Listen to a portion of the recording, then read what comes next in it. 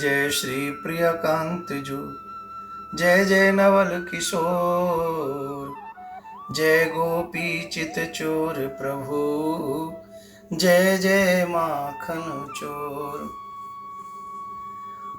इस संसार में काफी लोग हैं जो प्रिया प्रीतम के निकुंज की लीलाओं को सुनना चाहते हैं, निकुंज रस को जानना चाहते हैं और गोपी भाव क्या है ये पहचानना चाहते हैं कि गोपी भाव किस भाव से हम कृष्ण को, युगल सरकार को, प्रियकांत जू को प्राप्त कर सकते हैं। निश्चित तौर पर इन निकुंज की लीलाओं को सुनने का अधिकार उनको है जिनके हृदय में गोपी भाव जागृत है, जिनके हृदय में गोपी भाव है और जो नित्य निरंतर वृंदावन वास करते हैं। वृंदावन वास करके प्रिया प्रीतम के प्रेम की पिपासा जिनके हृदय में नित्य निरंतर जागृत है, उन्हें निकुंज की लीलाओं में प्रवेश करने का अधिकार है। अब उस निकुंज में प्रवेश करने के लिए कुछ शर्तें परम आवश्यक हैं और उन शर्तों को आपको स्वीकार करना होगा। सर्वप्रथम सखी भाव अपने मन में जागृत करना होगा और सखी नाम रत्नावली स्तोत्रम का पाठ करना पड़ेगा। और इसके बाद में हमें अपने आप से ये निश्चित भाव बनाना होगा कि मैं कृष्ण की सखी हूं। अब चित्त लगाने की विधि को बतलाते हुए अगर हम आपको बताएं कि हमारा चित्त उस कृष्ण भक्ति में कैसे लगे, तो प्रातः काल ही उठकर धर सखी को रूप, प्रातः काल उठे, प्रातः काल किस बेला में उठे, आप यहां पर एक एक शब्द को समझें। प्रातः काल उठ के धर सखी को भाव, सखी का रूप नहीं, सखी का भाव। सखी का भाव निशांत काल में सेवा पद्धति के अनुसार रात्रि के 3:36 पर हमको अपना बिस्तर छोड़ देना चाहिए। 3:36 पर यह निशांत जो भाव है, जो समय है, वो प्रारंभ होता है और उस समय हमें अपना बिस्तर त्याग कर सखी का भेष नहीं अपितु सखी का भाव धारण करके निज रूप का ध्यान करना चाहिए, निज रूप का मिलन करना चाहिए। अब यह देखना है कि सखी का भाव क्या है, निज रूप क्या, किसको कहते हैं, निज रूप किसको कहते हैं, सखी का भाव क्या होना चाहिए। तो इसमें लिखा है, सनत कुमार संहिता में लिखा है, कृष्ण प्रिया सखी भावम समाश्रित्य प्रयत्नतः तयो सेवाम प्रकुर्वीरतः दिवा नक्त मध्यतः।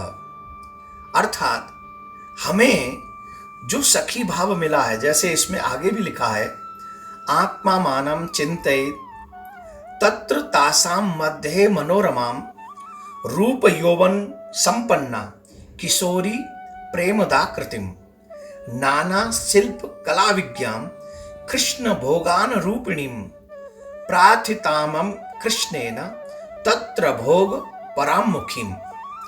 सेवा दो प्रकार से की जाती है, एक बाहरी, एक आंतरिक।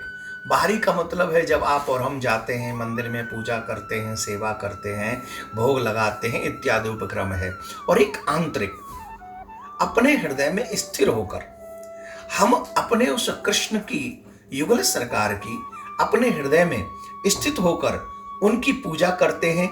यहाँ सखी भाव कहने का अभिप्राय यह है, तात्पर्य है कि अब जो हम कृष्ण को प्राप्त करना चाहते हैं, युगल सरकार की पूजा करना चाहते हैं, साधक को अंतःचित होकर कृष्ण से प्रेयसी अर्थात उन कृष्ण जिनको प्रेम करते हैं, सर्वेश्वरी श्री राधा रानी के दासी हमको बनकर कृष्ण से भी अधिक, हमें कृष्ण से अधिक राधा रानी को प्रेम करना है, हम उनकी दासी हैं, ऐसा भाव मन में नित्य निरंतर जागृत करना चाहिए।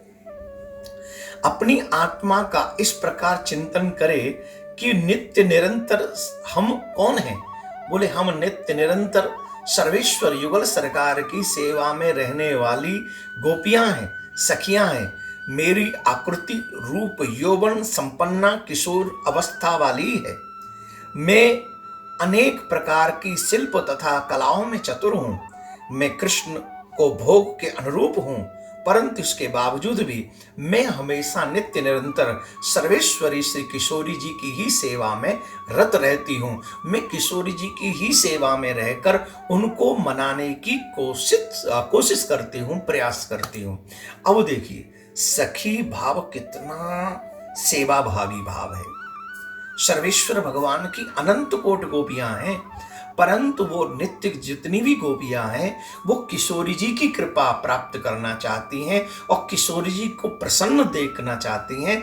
जब किशोरी जी प्रसन्न होंगी तो सर्वेश्वर भगवान प्रसन्न हो जाएंगे। राधा रानी को मुस्कुराता हुआ देखकर सर्वेश्वर श्री कृष्ण मुस्कुरा उठते हैं। तो ये जो स्थिति है, पहले भाव में आप ये समझ लीजिए, जो गुरु के द्वारा आपको दिया हुआ मंत्र है। जब कई बार हम जब गुरु जी की शरण में जाते हैं तो गुरु जी हमें सखी भाव या सखी नाम प्रदान कर देते हैं, और अगर नहीं देते हैं तो आप अपने आप से एक कोई सखी भाव, अपना नाम अपने आप से रखें।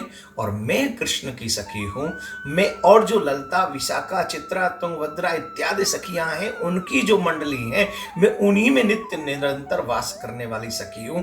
इस भाव के साथ प्रिया प्रीतम की सेवा में मुझे नित्य रमण करना है, मुझे सेवा करनी है।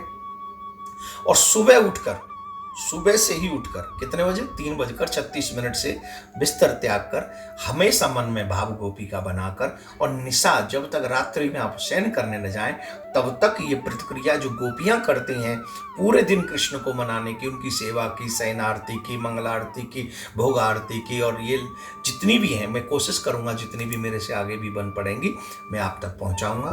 तो आज की बात प्रमुख यह है कि हम अपने मन में ये रखें कि मैं नित्य निरंतर कृष्ण की ही सखी हूं और 24 घंटे उन्हीं को मनाने की कोशिश करूंगी। इससे आगे के क्रम में मैं आगे बताऊंगा। अभी आप अपने आप के चित्त में गोपी भाव जागृत कीजिए। आज की यही आपकी क्लास रहेगी। राधे राधे।